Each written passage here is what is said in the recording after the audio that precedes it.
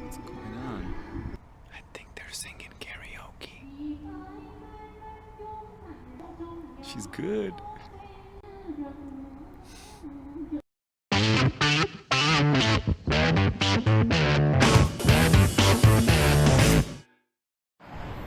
Hey guys, so I'm here at Goodman. Had to come and pick up this coil under warranty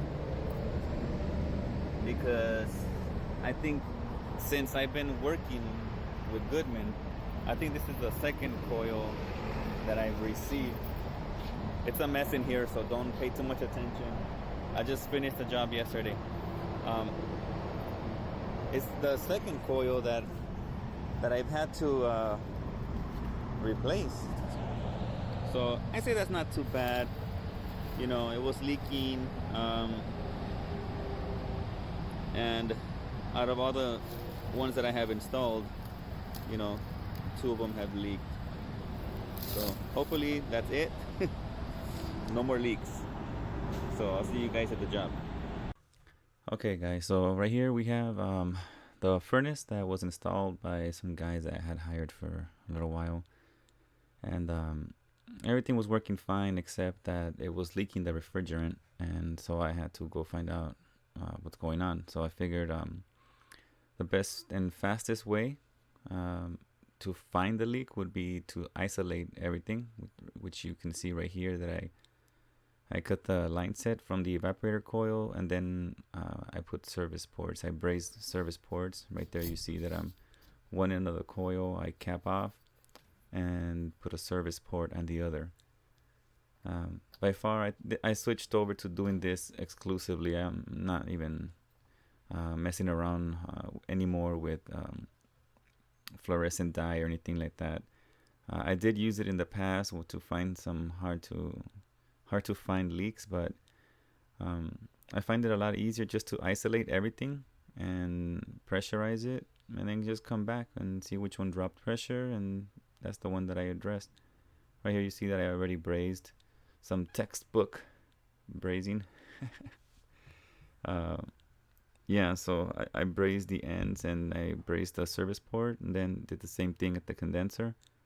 I isolated the condenser and isolated each individual line for the line set, 3/8 and the suction.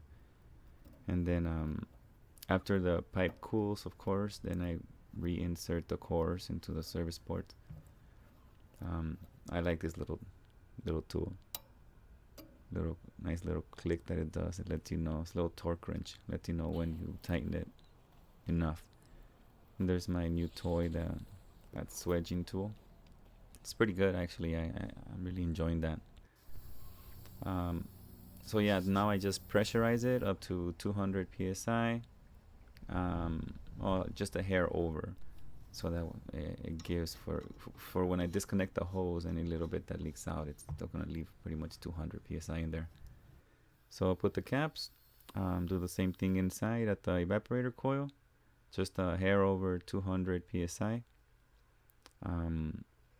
and that's it. Then I just give it time. So this is the next day.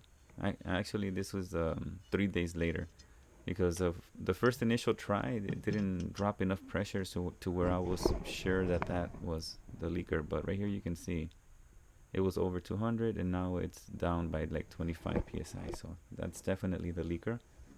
So now we begin to disassemble the coil. We're gonna get this out of here and install a new one.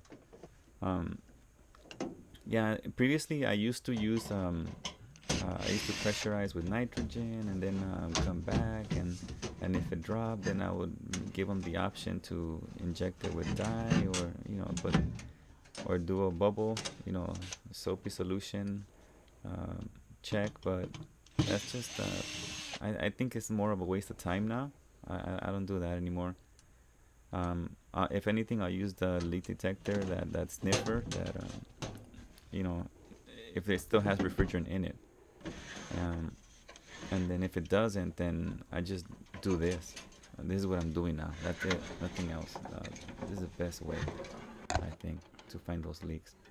So finally got the evaporator coil out of there, and then I did previously inject it with fluorescent dye, but I couldn't see the leak, and you're gonna see why in just a second here.